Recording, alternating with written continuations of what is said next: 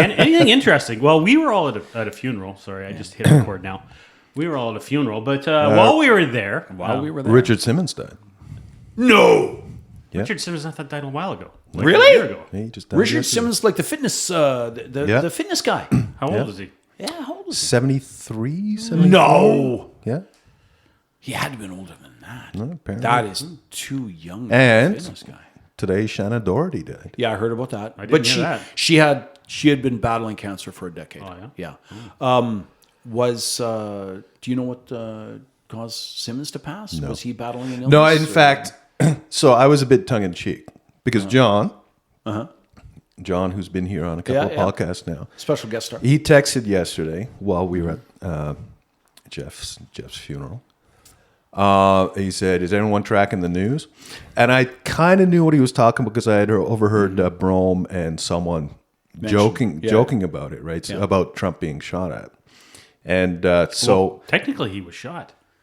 John said, is everyone watching the news in this group text? And I said, I quickly checked the news. Yeah. And I said, oh, what? Richard Simmons died? But yeah, I mean, if there's quote unquote news to discuss from the last 24 hours, that's going to be it. That's the dominator, yeah. So, okay, give me your hot take, Trent. Well, I mean, these are the times we live in. Now, already the conspiracy theories are coming out. Oh, yeah. This is A false flag? From the left, it's a false flag. It's a false flag, yeah. I have to admit that in my mind, I'm going, if this is a false flag, it's Oh, that's risky. That's risky. Yeah. no, if this is a false flag, then it's I'm tongue in cheek myself again. This is a false flag on the part of the Democrats. So you get a failed one against Trump, which normally gives some sympathy there, but then someone actually takes out Biden, gets even better sympathy for the left, and they get to replace Biden as a candidate. Let's go with the false flag. Examine that. It is risky, but on the other hand, like I was kind of playing this out. If your guy misses and he doesn't just nick Trump or come really close, like I think you need that. Yeah. The whole blood splatter on the face, like that is Yeah. a powerful image. What if your guy misses and you actually kill Trump? Yeah. Now let's really get into this. Like really put on. Like let's red team this. Yeah. So you would assume that that Trump would have had when he grabbed his neck. Yeah. In the false flag scenario. Yeah. He's got some kind of fake theatrical blood packet, and that's where the blood came from. He didn't actually get nicked. What I mean is, let's say without Trump's consent, we are hard MAGA here. Like let's say we are hard MAGA operatives. Right. Well, that's Now, not false flag because a false flag implies that it's internal to the Trump team. Yeah, that's what I mean. Yeah. Well, maybe not Trump team. Because if it's MAGA world but doesn't include the Trump team, that's not false flag. It's maybe a deception operation. But but let's say we are willing to sacrifice. Now we're splitting Trump. hairs. Well, but it's an important distinction, I think. Let's say we're willing to sacrifice Trump. Mm-hmm. So if best case scenario, we hire the best marksman in the world, you just want you to nick the earlobe, and that way we get the effect that we want. Now, what if we miss but he kills Trump? Yeah. So now we've created a martyr. Yeah. But who replaces him? Exactly. That's the question that gets begged. Okay, who's next in the hopper? Is there an heir apparent? There isn't. And I don't see one. Well, so that what makes closest me, is DeSantis, probably. Yeah, and that's but not he's the not same. an heir. He's not an heir apparent to Trump at all. Right? Not the like same. he was. I mean, not the same. But okay, if we're going with the false flag concept, right? I'd go with, why not Steve's? Bannon? No. Our Steve's sorry. example of the fake blood pack, right? Yeah. Because if you get made, and you will get made, when that comes out, and it will come out, No, it you're won't. destroyed. Fake news, fake news. No, I was really shocked. Always Fake comes out in the news. end, man. No, it doesn't. I It don't know. all comes out in the wash. In this media environment, I would have to say that it'll come out. It could. It may. It may not. And, It just deny. Even deny. if the truth comes out, It won't work. Even if the truth comes out, the counter narrative will be so strong enough that you'll never really know if it's true or not. True, but you Right. won't get that same level of sympathy. Like right now, you've probably got some people. Well, you also have to remember there's a dead guy with a gun on the ground at the end of this. Too, Yes, right? yes, Yeah, I and- think that's and important. was it two dead bystanders? I heard one, but maybe it's been updated. Yeah. But So like this is a legit big deal. shooting. Yeah. And you're going to get people who this is going to generate some kind of support for Trump, in that people are going to look at it and say, "Man, I don't necessarily want to be allied with assassins." So people who might have been motivated to come out and vote against Trump, will at least maybe stay home. Whereas if it was a faked incident with a blood pack and such, and it came out, you could deny, and the hard MAGA, they're not going to, they like him because they like him, and they won't be swayed. Well, but that middle swing vote, it would go against Trump. Well, Say, oh, come on. But the thing is, and it would galvanize the left. here's my thing. The thing is, both narratives are coming out regardless of what the truth is. Both narratives are coming out. It was false flag. It was a real thing. Yeah. Both those narratives are instantly out there. Yeah. Right? And so it's a competition between narratives to gain traction for what the quote-unquote, scare quotes, truth is. Right? So then, where was I going with it? Like, but that like, at this stage, and who knows what the future holds, like which narrative is going to win? Maybe neither of them wins, right? It could be a narrative draw, as it were, right? It's kind of like the Kennedy assassination is kind of that way, right? Like it's a big chunk of people believe what the official story is. A big chunk of people believe that the story's bullshit. Yeah. And then a big chunk of people don't give a shit. So, it's a narrative. So examining if it's a false flag, if it's not, if it gets found, if it's not, it doesn't matter because both narratives are out there instantly. Are being propagated instantly. What do you guys see as? How do you think this is going to affect things going forward? Well, this becomes my question. For me, the question is this: like, overall, it benefits Trump. Probably. How so? Well, Because he's a victim. He's a victim. Yeah. And now, whatever, like if there's a bunch of swing voters in the middle, independents, who are undecided. Yep. Right. The crazy factor focus is no longer on the MAGA. It's on this lone wolf. It's now on the Democrat side. From the left who's done this thing. So now just non-Trump voting is tainted. Yeah, it is. Has any information come out about the shooter yet? Yes. I haven't. He donated to. He's a 20-year-old. Right. Donated to the Democratic Party. Right. Recently, the news stories don't say what type of firearm. Just says it was an AR type that belonged to his father, purchased 6 months ago.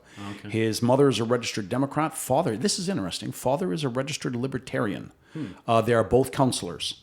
They're both like mental health professionals. Right. The mother is handicapped. I don't know how that's a factor at all, but it was in the.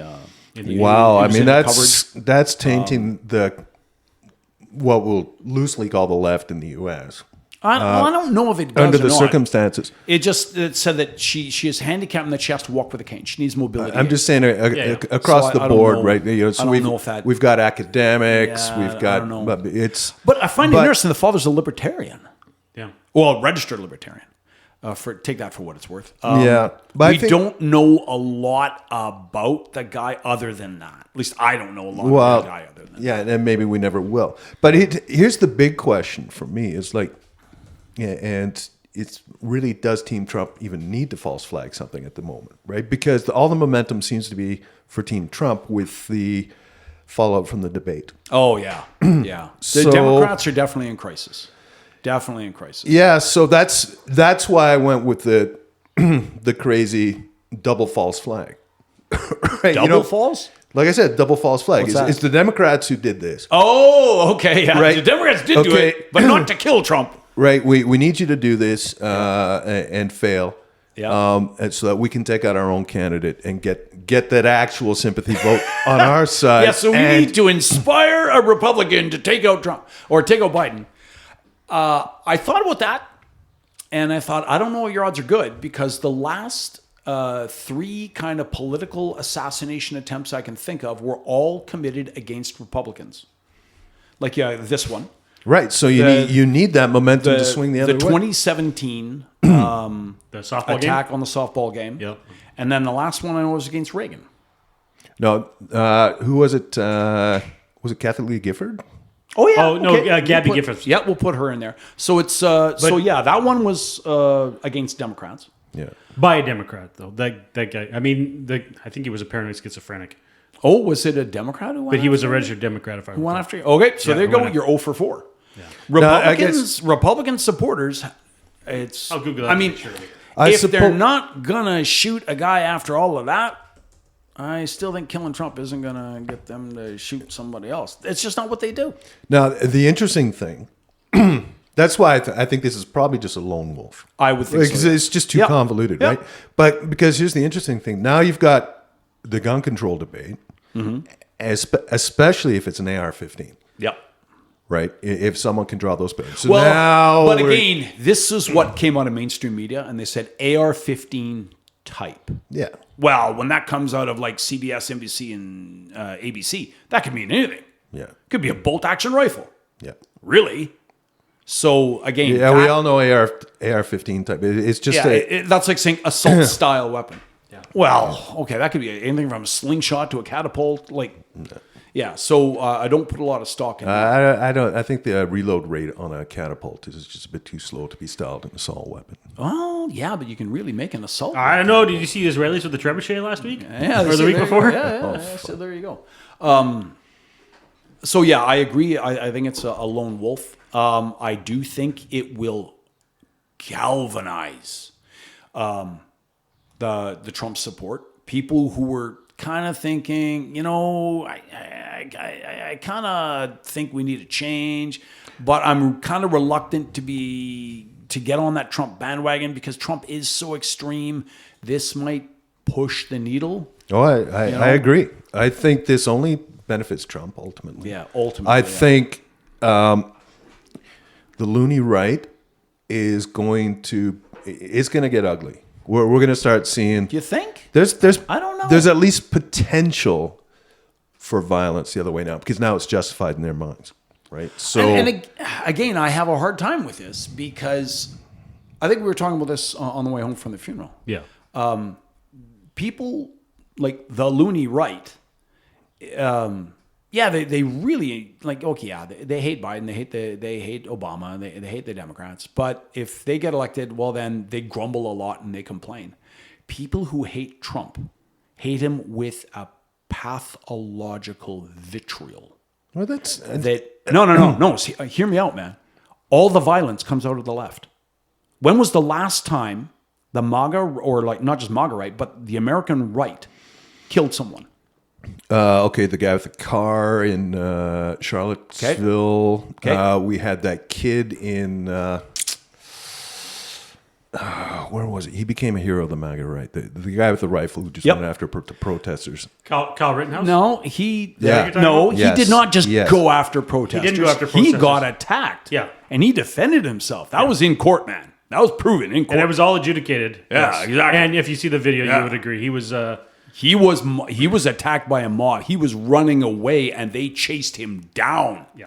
And He did have an AR-15 with him. He did have an AR-15, And, like- but it was clearly justified in having that Yeah, AR-15. like the guy, he shot 3 people. Yep. And I'm not a Kyle Rittenhouse fan. Okay, and Mm-hmm. he got this kind of yeah, he canonization by Yeah, the right yeah, that I yeah. always felt really uncomfortable with because I just Yeah. thought the whole thing was avoidable by him maybe Yes. not being there. Yep. But so yeah, the first guy he shot and killed was trying to beat him in the head with a Yeah. skateboard, and he Yep. was running away and continued to try to disengage. Yep. Shot him, killed him. Then the second guy. I can't remember the exact Yeah. details of them, but it was chasing Yeah. him, trying Yep. to catch him. He shot him. Then the third guy, when he shot him, he wounded, the guy Yeah. was pointing. Rittenhouse was on his back on Yeah. the ground, and the guy was pointing a pistol at him, a Yeah. Glock, and Rittenhouse shot him in the arm. Yeah. So again, that you couldn't. I don't think you can classify that as an attack by a right winger on other people. Yeah. But anyway, carry on. Oh, also, I wanted to say just as a matter of correction, the Gabby Gifford shooter. I got the paranoid schizophrenic right, but he was evidently registered independent, not a registered Democrat. So Oh, okay. For what that's worth. for what that's worth. Yeah. Okay, So, I would draw my comment on that. Okay. Any others that we got? Not off the top of my head. You could maybe throw January 6th into there. How many people were killed on January 6th? How many people were killed by protesters on January 6th? Well, no one was killed by protesters. Okay, One person was killed by the cops. Right, a protester was killed by law enforcement. Yep. On January 6th. And then there was a cop. Was there anybody who got beat up, who got assaulted? Do you guys know of on January 6th? There were some stories of cops getting. There were some assaults involved. And then there was kind of a weird thing. I remember like a story from like the tunnel underneath the Capitol or something. The protesters got in there, and then like some protesters were like circling cops to try and protect them from the rest of the mob, and the cops were like, "Thanks, but fuck off." Kind of I did hear of a cop who died of a heart attack. Yeah, he died the day after, and they tried to make it sound like he had been killed by protesters. Yeah, but it turns out when it came out, it was unrelated. Yeah, and this is the problem, right? Once we start getting into January 6th, which is another episode on its own, yeah, right? There's a lot of hype. And now we're getting into the hypothetical hypocrisies. I think it goes back to the competing narrative thing, right? Like as soon as the shot was fired, both narratives, it was false flag, it was a real thing, a genuine actor, right? Both narratives are out there instantly. Okay, right? but so now on it's that about which one side, gains traction. now what is acts of political violence committed by the left in the same time frame? The BLM riots, the Summer of Love. What, 30 people died? Well, I mean, 30 odd. Sure. People were killed they in destroyed riots. I mean, they how long did they riot in downtown Portland for? Like 8 weeks, something like that. Like it was specifically targeting U.S. federal buildings, but the Antifa riots, just any level of violence committed anytime Antifa shows up anywhere. Yeah, they completely destroyed a police station in Minneapolis after the George Floyd thing. There was numerous incidents during the first Trump presidency. Or like the only Trump presidency. I think like 3 or 4 people in the Chop Chaz thing in Seattle, 3 or 4 people were murdered. Republican politicians showing up in public venue trying to say like eat in a restaurant.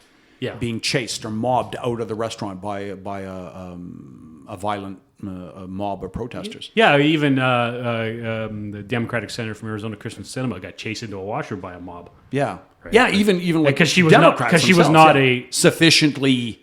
Yeah, she was actually pretty centrist. And she was kind of personally like her personal story was a little weird. She's kind of out there. She is, yeah. But her legislative thing was very, very centrist. Yeah, she wasn't radical enough for the radical mob. Because it was always her and because with her and Joe Manchin, who was like the centrist Democrat from West Virginia, they were always the spoilers in the Senate at that point in time. But I'm just saying that I'll close on this and let you respond. Political violence as a political tool is on the left in the American context. It's not on the right. So, I know that's not the sort of a nice thing to say, but I think the record establishes there was some counter protesting by right wing during the Antifa protesters, and guys like right wing guys would like in the Summer of Love. Yeah, they were trying to show up as redneck as possible, right? Like or like get every rig rocket and every AR-15 they could find, or like at the Alamo. Yeah, but again, nothing happened. It's true they do. Right. So, what occurred to me in the last 5 minutes as these points were being made is, as libertarians, as anti-big government. When it comes to when you talk about Antifa protesting, going after federal buildings in particular, I'm kind of like, well, is that a bad thing? Do you not have any affinity or sympathy or empathy with Antifa, which is going against government buildings? No, because like looting and burning a government building doesn't do anything to dismantle the size of the government. They just rebuild it a bigger, more grotesquely bloated, oversized bureaucracy in a new, more expensive building. And put more security around it. Right? And then, So, but you're just talking about the effectiveness of the violence, not the intent. If they were, say, to join us on the side, say, okay, hey, let's decrease the size of government. And let's do this through the ballot box. Let's support candidates who are going to roll back Leviathan. Say, absolutely, you're on my side. But that's the other thing is that's not really what Antifa wants. This is always kind of like a paradox between like the angry radical youth. They don't really think out the long term of what they're doing. They're passionate, they're angry, they're rash, and so they're like say, oh, we're anti-government, but their solution to all problems is more government. Yeah. So yeah, I don't find any And that- common cause with That with those paradox guys at seems all. to be even more apparent with like the pro-Hamas protests. Well, I mean, yeah, Yeah, that's, yeah. and again, Yeah. Oh, that's another one for violence. yeah. You know. I'd like to set that aside Yeah. because that one is one we all agree on right now. Maybe we get to it today. Maybe Yeah, it's, that's not an example of political discourse that we really want to embrace. no. But so, under what circumstances then, from a right/libertarian point of view, Would they go if to violence? if ever is violence justified? I think the right absolutely would go to violence. Are we talking the right in general, or should we just confine this to the American right? We seem to be Are we about the talking American about- right. Okay, yeah, we're talking about a more let's keep- general moral argument because, Yeah.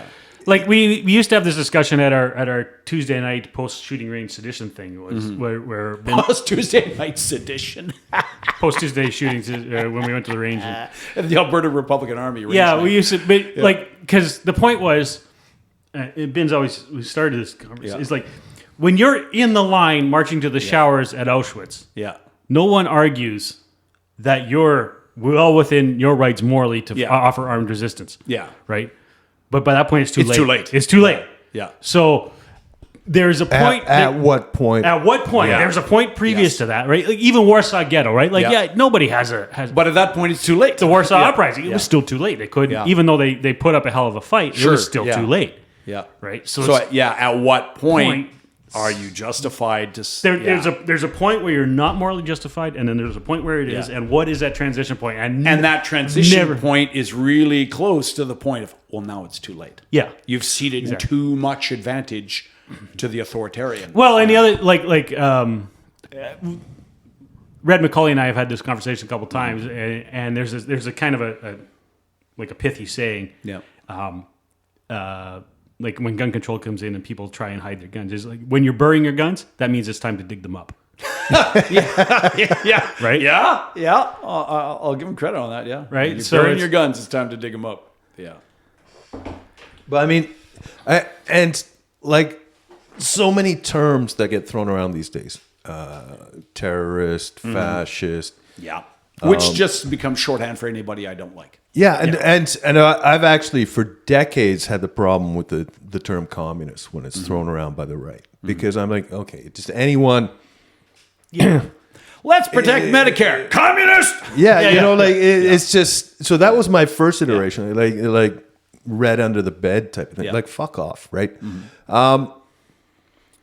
People who talk about the Holocaust. Just because we had a rally at Che Guevara Stadium doesn't mean we're commies. Campo Guevara. Che Guevara. There's a reason we changed it That to was- Pasionara Stadium. Thank you very much. That was the best, man. Oh man, I'm going to mention that at your funeral. That's thank you very gonna be much. the best. Assuming. Assuming I don't no, give you we- something a better soundbite in between that now was and then, awesome. right? That was just too good. Well, Sorry, actually, go on. once we're done, we'll talk about this because I got to do a new intro for the thing. I'm just Yeah, okay, yeah. Sorry. Anyway, go on. But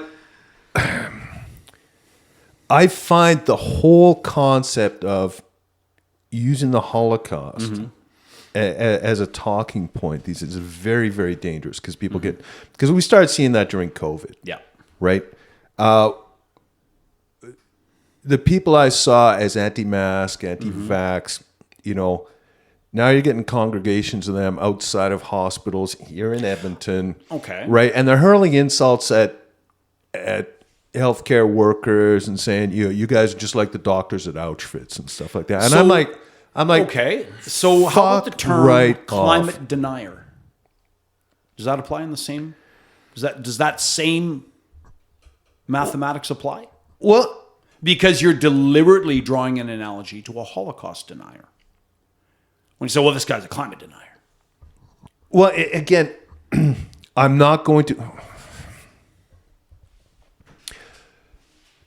the climate debate is still murky enough and relevant enough, and the discourse around it so tricky and difficult and frankly impossible that you cannot compare it to. So you don't see Holocaust. an equivalence. I'll come back to that in a that? sec, right? But again, we need to be careful, right? We're starting to see surveys that are saying people are less inclined to believe that the Holocaust ever occurred, which to me is, and now we're not talking about the HH88 guys, right? You know, we are talking about the population at large of the world. Mainstream. Are just starting to question, if not the actuality, but at least certainly reading between the lines, the relevance of the Holocaust, right? So to me, we grew up. There's no denying that the Holocaust occurred, right. So a Holocaust denier is a Holocaust denier. It what could we're talking be that about, it's like one of those words like communist, fascist, genocide also gets overused. yeah. Genocide, settler, colonizer, all that shit. Like it's When too we easy. overuse them, we rob those words of their true meaning and therefore their power. Yeah, just like, like when everybody's special, no one is, right? Yeah. Like all that shit. Yeah. Same concept. So coming back to your term, climate denier is a very interesting one, right? On the one hand, it's too easy a label for a climate non-denier. I don't even know what we're going to call them. A climate advocate to throw against anyone who's putting something out there, right? These days, if you're questioning, you're just trying to engage in discourse, right? Effectively, I could be a climate denier to someone because That's because you're a racist. Because I want to talk about things, Which right? you can't help because he's white. Yeah, exactly. Of course. You know what? I thought that was a gem. But instead of climate advocate, you might want to say climate activist. Neither of you guys really reacted. I thought that was comedic gold, man. Which? Just to say, well, that's because you're a racist. I thought that was great. Well, no, You guys, man. Well, we know it's because it's not a tough room, I tell you. Well, it's got to be funny because it's true, and he's not a racist. But coming from the other end, I mean, it depends on the person who's denying Whatever it is. climate as an Okay. issue, All right. and why they're doing it, Okay. and how they're going about that, right? Because my impression is there are a lot of people out there, and they're just like they got their fingers in their ears. They're like la la la la la la la la la. I'm not going to talk about climate change. It doesn't exist, right? And they're in a lot of ways they're part of that subset of people who just want to own the other side. They want to own the left. They want to, like the one member of the regiment we all talk about. We talk about fairly often The one member of the what? the regiment, former member of the regiment, the one who burnt down the grain elevator, and Oh, right. Yes. and he's just all about making libtards cry. Well, You that know, was he was lives kind of for like that my shit, my right? email where I talked about my sisters. They're kind of in that like blah blah blah blah blah blah blah. I'm not, but anyway, before we go on to climate, and I do want to ask you something about that, but I'll save it for offline. Let's go back to where we were going with this before we got. I sidetracked the conversation. What would it take to push the American right into violence? Oh, fuck knows, right? And to me, it's just it could be anything. I'm just waiting for it to happen because it's like I get my that sense. Yeah, Like, when I read left wing press, yeah. this is very much belief that we are on the brink of a right wing orgy of violence. I think part of that is I'm not saying I subscribe to it. I'm saying that this is a very I don't- real belief on the left. I don't know that they're wrong necessarily because the one major disservice that Trump has done is he has almost fragmented the right as bad as the left has been fragmented, right? Go So on. there's that extreme left, right? The extreme, like, because not even every Antifa person, but there's that wing of Antifa, the militant Antifa Yeah. people who are will pick up arms, or will pick up a bike lock or a freaking milkshake thing filled with concrete at the drop of a hat. Yes.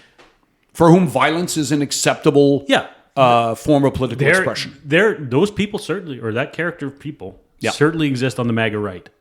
And before Trump, they were much more. Where have we seen them? Well, probably Charlottesville was the biggest thing. I mean, they haven't really acted out. They say that maybe they are more restrained, but I still believe that these people exist. I think they exist, but I don't think they exist on the same numbers. Maybe not. Maybe not. Where have we seen them? I don't. Where have they been? Where have they been manifested? So where to me, that's an interesting question, because now I'm going back to the late 80s, early 90s. Yeah. And the militias, right? Yep. And I think that's fair. And let's go further to a bit more recent. The Bundy standoffs. Yeah. When those were Obama administration. Yes. So they were 2008 to 2016? Yeah, and they were towards the end. I think they were second. Both of them were second. Yeah, I think they were second. So we're looking 2012 to 2016. Yeah. So within, like, say, the last 10, 15 years. Yeah. Yeah. Okay, go on. Well, I just think, like Steve said, and you seem to agree, is they're out there, right? The right is more likely to the right. But there's a very important point I want to mention. They're more likely to have weapons. Yep. Yeah. They're more likely to. I think they're less likely to be as well organized as the right. They're less likely to have the mastery of social media as the left does. I'll say that. Also, I would agree with that. Their narratives are suppressed more in social media. I will agree with that, and mainstream media. So that makes it harder for them to organize. But I think also characteristically, they're in their character. Like, it's why libertarians can never get a party. Well, because libertarians is a collection of individuals. Libertarians unite. Prioritize your individualism, right? Yeah. So it's hard to organize. We're all individuals. I'm not. Yeah. Right. Exactly. Right. Okay, go on. So so I think they're more. I think they're more likely and capable of. Well, they're much more of resorting to violence. They're much more likely to be veterans and stuff like that, right? Yes, so, and that's why I'm not prepared to sign off on the idea that they're less organized. When we have seen them deploy, such as in the Bundy standoffs, they were very organized. That's true. And we also saw them when they deployed to get Afghan interpreters, for example, out of Afghanistan. There were a lot of veterans groups out of the U.S.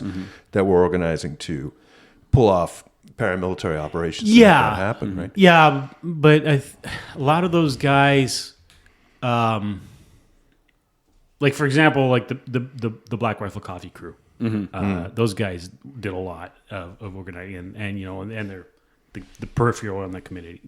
They organized very quickly to do a lot of work, and some other people did. But those that guys, wasn't kinetic. That was no. That was but those guys fundraising and that was within the political system. So part of it is like the narratives within the separate communities, right? Yeah. Like, so the right, like there was a thing that some people said, like there was a lot of people at January 6th protests with thin blue line patches on, right? Like, so it's there's a lot of paradox and irony. So like the people who helped the civilians who helped evacuate Afghanistan were, they were very much looking to assist and aid the government effort, right? So they weren't contrary to you. I think a lot of them it was a sense of duty on the one hand. The other hand, it's like the government is not going to make this happen. If it's going to happen, we're going to still not doing it. fighting the government. They're still not. No, but I was just saying that law enforcement in reference to in reference to the comment that was made that veterans, you yourself said, veterans, the fact that there are veterans out there, possibly as part of the MAGA right, that are organized. Yeah. I think what bridges the two concepts, whether or not the hard right is organized or not, I think if it happens, there's going to be a watershed moment at which one small knot of them, like the Bundy, they act.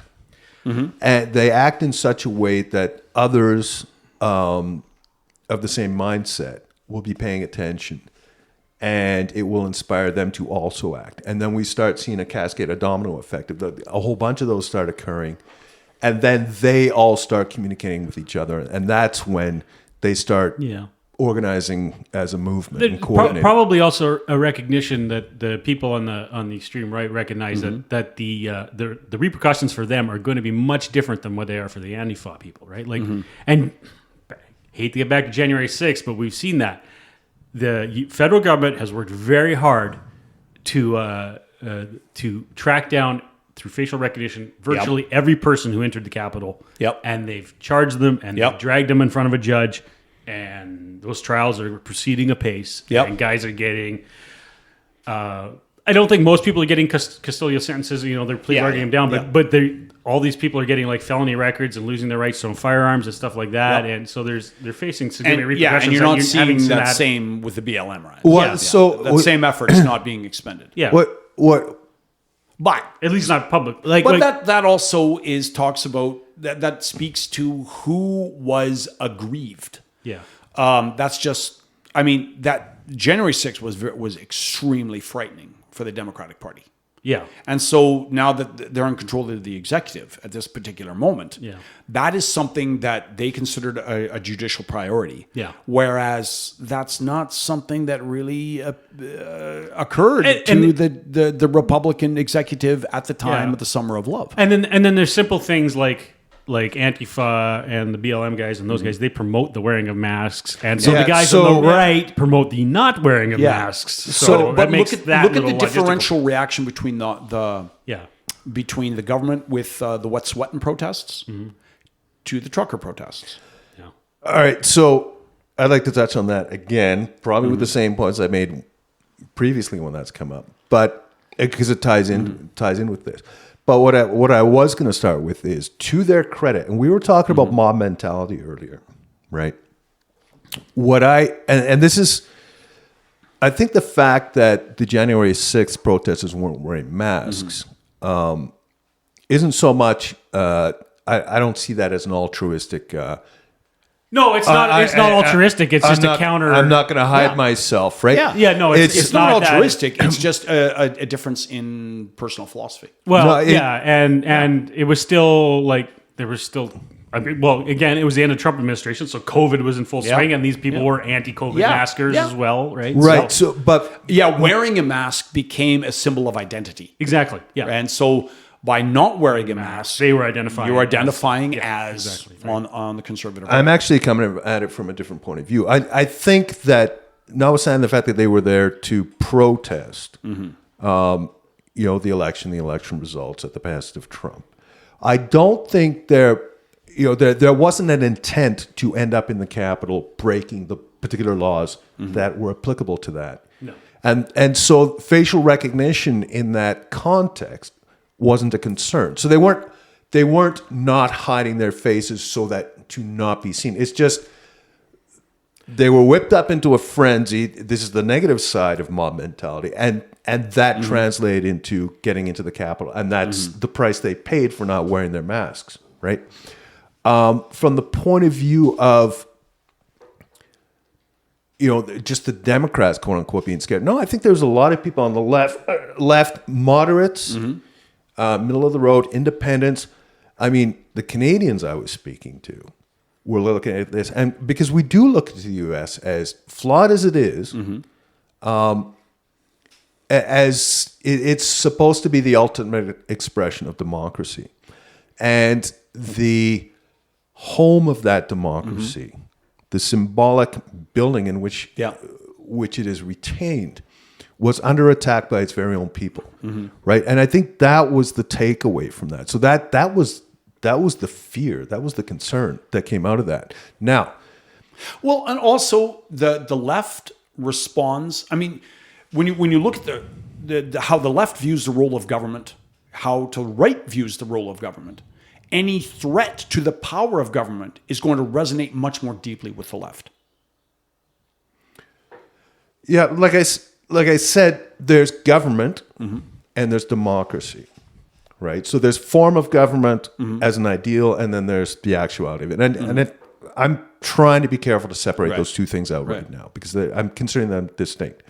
I mean, I agree with you in a lot of ways that government has become just massive and overreaching, and we've seen that in the LCBO strike. We're seeing it in all sorts of ways, right? Now, returning to the Wet'suwet'en versus trucker comparison. And differential reaction. Again, all right? So, it will always be my contention that, and you kind of hit on it as part of that topic opening that you were bringing up. Okay, who has the grievance? And it is incumbent on that demographic which has benefited from a power imbalance to recognize their position within that historical power imbalance, right? So, which makes it tricky to be a white male, heterosexual these days, right? And so, and this is why I on the left, absolutely. I do not want to be part of or associate myself. I just find things like Canada proud, Ontario proud, Alberta proud. Those are just extensions of, white proud. And so we need to be careful to recognize the fact that, and I understand how white male heterosexuals as a group could feel threatened by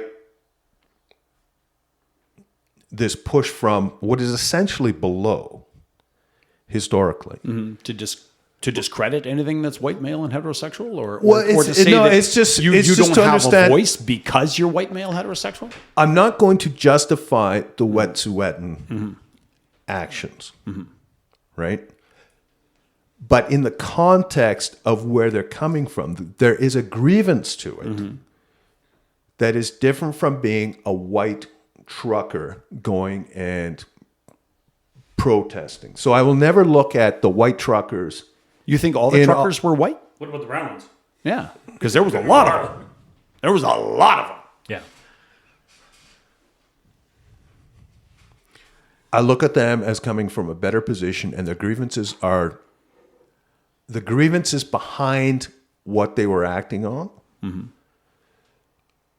have less foundation. I'm not saying no foundation. Sure, I'm saying less foundation than what the Wet'suwet'en than the protesters Wet'suwet'en. In did. fact, the Wet'suwet'en has become an embodiment of the failure of Canada as a nation, as an institution, to deal with the reckoning that's been upcoming with the First Nations peoples, right? And Trudeau the Younger really dropped the ball on that because he made it a promise coming into office and he did fuck all with it. Right. He did not live up to expectations. So that's what I'm saying. It's something we have to handle. I'm not going to say with kid gloves. I'm trying to find a word other than delicacy. Say due care and attention. Yeah. And again, it requires context and critical thinking and discourse like you wouldn't believe. This is probably the most important issue we'll have dealt with as a nation since our formation. I will, to track back to what will cause the right to engage in violence, I will say there's a very crucial distinction. If you want to get violence from the right, you have to take away something from them. If they feel that something is being taken from them, they will engage in violence. The left will engage in violence because they want to acquire something. No, not huge. You have to provoke the right into violence. But this is what you and I consistently butt heads on, because I'm always going to push back against you and your that's kind of your job and your perception and presentation of the left as being nothing but a wholehearted grasping of other people's stuff. Well, I'd say it kind of is. But again, this is where I need you to say, okay, prove that thesis wrong. Where has the right in the American context, say in the last, since the change of millennium, last quarter century, resorted to violence to acquire something. I'd say they're essentially reactive in their violent tendencies, whereas the left is proactive in that they will go to violence because they want something. And I'm not saying that. I'm not trying to say that they're always wrong in doing that. I'm just saying it's a different trigger. In that, say, like the BLM wanted a better society. At the 10,000 foot, we can disagree with their methods. We can disagree with how they went about it. But their motivation was at least nominally a better society. They wanted, say, a more egalitarian society, a society without prejudice. Okay? I think we can agree on that. They wanted something. Right. So Whereas to me, the right doesn't do that. The right doesn't go to violence because they want a smaller government. They just don't. And this is and this is why I feel it's kind of like playing chess with the devil with you sometimes. Okay. Right? Because I will always point out Pinochet. Right? And I see Pinochet as the right. Okay. And along the way, you've gone, well, I don't see dictatorships as right. I see them as left. I don't see Hitler and Mussolini as, and by extension, Pinochet as representing the right. And I'm like, well the rest of political discourse does consider them to be the right. We've talked about that in our disagreements of what constitutes the spectrum. Right. And that's where I've said, okay, what makes authoritarianism on the right? What puts it there? What defining characteristic? Just like what defining characteristic puts racism on the right? This is something I hear from the left all the time, that racism automatically gets equated with the right. I'm not saying from you. I'm saying from other discussions I've had with folks on the left. And it's okay, what puts it there? So if I'm moving goalposts on you, that's something I don't want to do. So in my statement saying that right-wing violence is reactive and left-wing violence is proactive, let's break that down. Where have I moved goalposts, and let's fix that. Well, I mean, and to a certain extent, just in pure technical terms, I think there's, and I don't want to, because I've got some other things to express as well, but you actually kind of hit the nail on the head. The left is always being seen as radical. Like just with me, or again in traditional political terms, the left is often radical and the right is reactionary. Right. So the right is traditional, it's reactionary, it's reacting to, it's trying to prevent change, whereas the left trying to initiate change. Right. Yeah. And that's where the left, I will always argue, the left is the one that is coming along to say, okay, the original Black Lives Matters. Now we're going back to the civil rights of the 60s. Yeah. Right. That's where you've got proactive violence. So you've got two movements, right? Well, hold on. Hang on. If I can advocate for your side for a second, if I can steel man your argument, all the violence that I'm aware of in the 1960s was against the civil rights movement. I'm not aware there was a lot of it. Hang on. Violent protest by, say, like Martin Luther King sympathizers. Exactly. So specifically, like the largest and probably the most effective movement was MLK Jr. Yeah. And it was deliberately nonviolent in the Gandhiist way. That's right? You're reading my mind.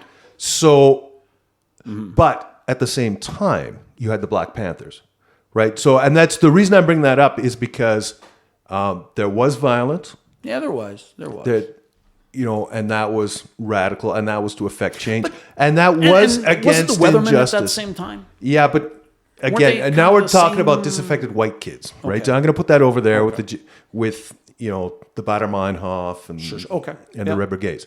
Okay. So that to me is the Black an example. Panthers might take exception to that. You being disaffected white kids? Yeah. No, that's why I didn't put the Black Panthers over there. I was using the Black Panthers as the Steve's poking the bear in the cage. No, it's just because I think the Weather Underground and the Weathermen thought of themselves as, in the modern parlance, as allies. Yeah, that's why I mentioned them. Right, but, so far as I know, I'm not a super big expert. Yeah, but I mean, they all thought They they were- were they're- they're allies, right? But So I think we were talking like pre Equal Rights Amendment, pre Civil Rights Yeah. Act violence certainly was more right wing. But again, And then it was kind of that Yeah. 68. Yeah. I think 68 being such a tumultuous year. Yeah. With, Martin Luther King's assassination Yeah. and RFK. and RFK's assassination, and then the Democrat Watts. National Committee or National Convention in Chicago. was that 68? Yeah. Yeah. yeah, Okay. that was Yeah, the just 68 putting it on the convention. Because And- there was a 60, and then where was it? Yeah, 68. It Yeah, was and then that's when 68. Nixon won 68, and then took over in early 69. Yeah, so 68 being such a tumultuous year, and then it was kind of then the Weather Underground, and I think the Panthers kind of really accelerated their stuff after in the post 68. But I environment. always thought of the Panthers as a tiny, They were- insignificant part of that whole movement. They got a lot of press. no, they were. but in terms of actual numbers, Oh yeah, in terms of actual numbers, they were. we could have small, fit but every they're- single one of them in this house and Yes. not used every room. probably yeah, Like, I don't even think there would have been ever at their height more than 60 members. but they had a massive cultural impact. They did. Yeah, well, far outstripping their numbers. So they're while maybe they're not numerically a large organization, their cultural impact was Well, was they got talked very- about a lot. Yeah. So I don't know if they actually but- had an impact. Well, I think they did because I mean, like, Well, I guess, yeah, we talked right, about like it, you so- talk about was it this Days of Rage is a book I think about 1974 when there Yeah. was 3 bombings a day on average in the United States. Really? Yeah, people, Holy it's been cats. kind of memory hold. Yeah. and it was largely violence from the left. Really? Oh, and now we're talking SLA. Yeah, Patty Sabini's Liberation Hearst. Army, Weather Underground, all these guys like Okay, offshoots. fair enough. And the Panthers probably like the internal fights in the Panthers. Yeah.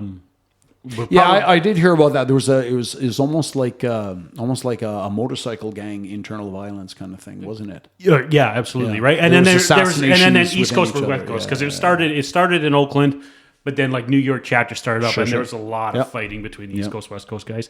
So it was that probably restricted their numbers, and then Oh, okay. right. But so I think one of the reasons I really want to have an episode on the Spanish Civil War, right? Because I think it embodies a lot of the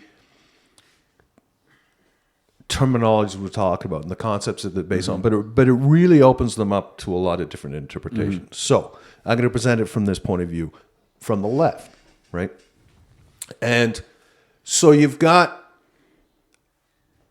peasants. Like we're talking Spanish context. Yeah, in the Spanish context in 20s and 30s. Yeah. Right? And they are not, I mean, the system is set up in such a way that they are being exploited. Right? And I'm trying not to sound like Marx and Engels Okay. here. Right? Yeah. They are deliberately kept in place. Yep.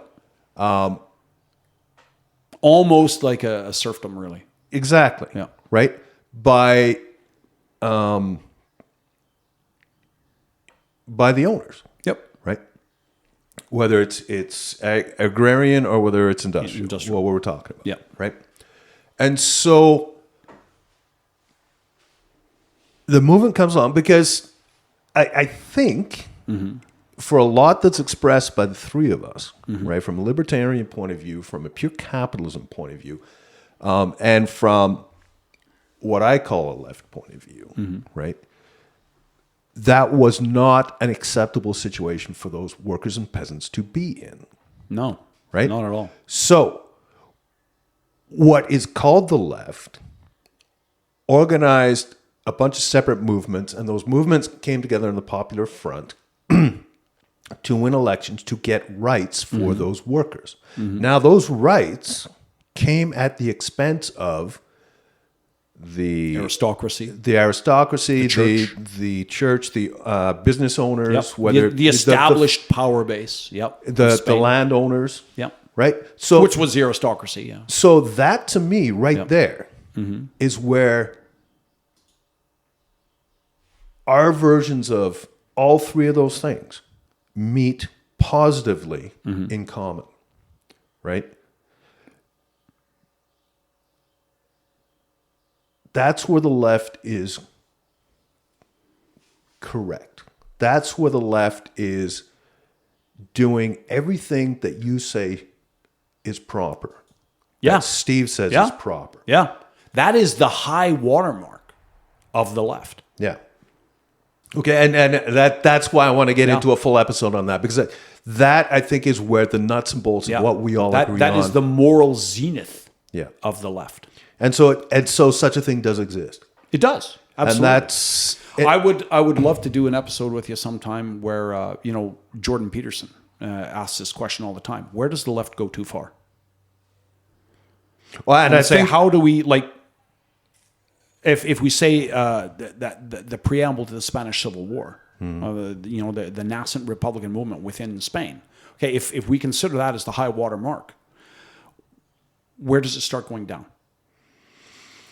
At what point do they start losing that moral high ground? And I would love to do that episode. Okay, sometime. we won't get into it. Yeah, Right I don't want to touch it now because I want to save that for later. Right, that's dessert.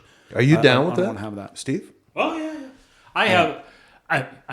I think that'll be a tricky conversation without getting too far into it, because I mean, we had the conversation, like we called an episode "Bugger Off Mussolini, You're Not Part of Our Crew," Right. Right? Yeah. Where we argued that the right shouldn't own fascism and, Yeah. and Nazism. Well, you guys. So, argued but- that. but- I don't remember agreeing to You that. were the contrary Yeah. Oh, yeah. side to that. Yeah, Yeah, we're we not were seeing the it. affirmative. You were the negative. It's just like using the Peterson example, because Peterson's example is okay. We know that Nazism is too far right, and then Patty and I are both, it's not right. Yeah, so it's not right. Whoa. changes- If Peterson says so.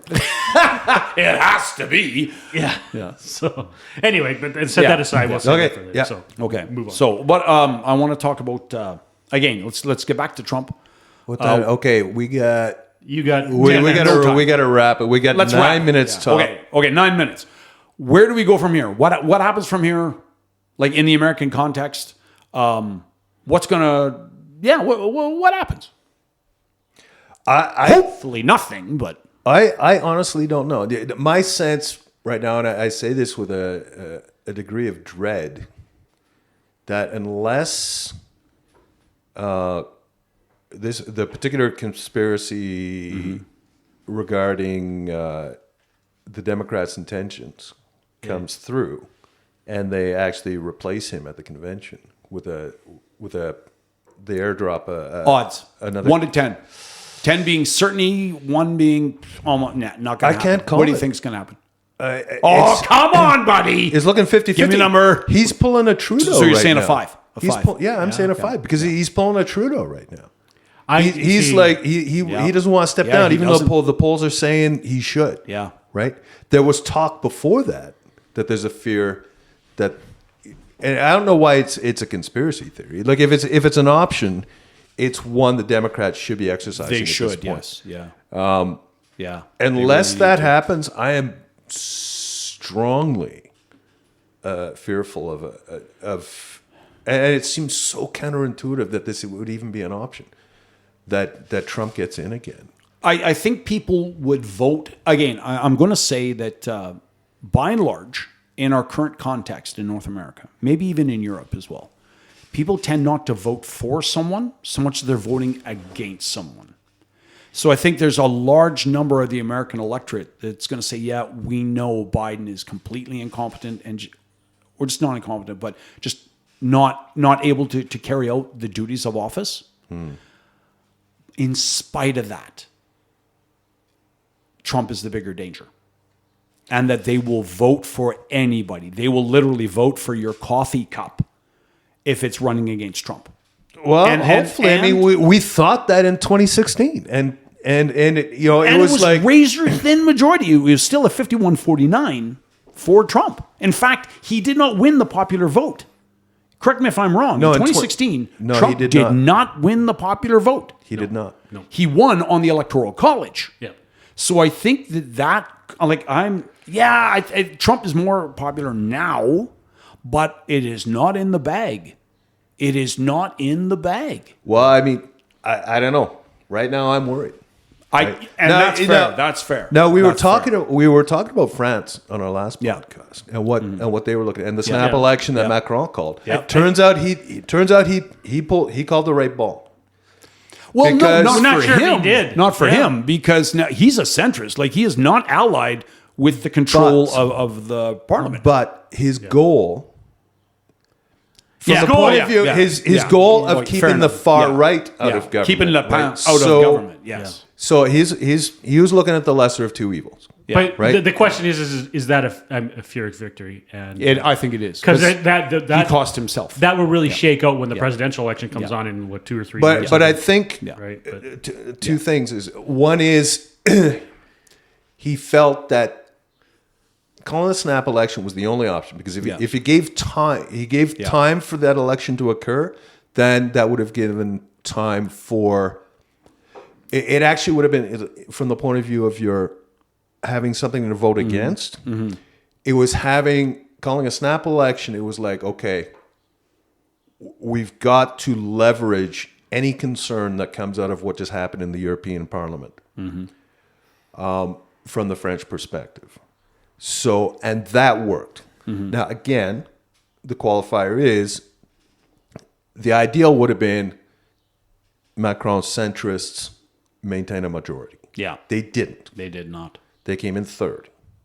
No, they came in second. The far right came in third, which I think was a more palatable outcome from Macron's point of view. And he knew that was... he figures he can work with the radical left to achieve more than... Yeah, the objective was to keep the right out. Yeah. And it was like, okay, whatever else happens, we'll figure that out. Okay, yeah. Right? So Okay. I think that's that was the way to go. How much time you got? I got to call it now. Okay, I got to make sure I'm home by 1300 because I want to watch kickoffs. Fair enough. Alrighty. Well, 2 episodes for the price of 1 this week when it comes There you out, go. That's right. Two short ones, folks. Yeah, not bad. Okay. Thanks, everyone. Cheers. Bye.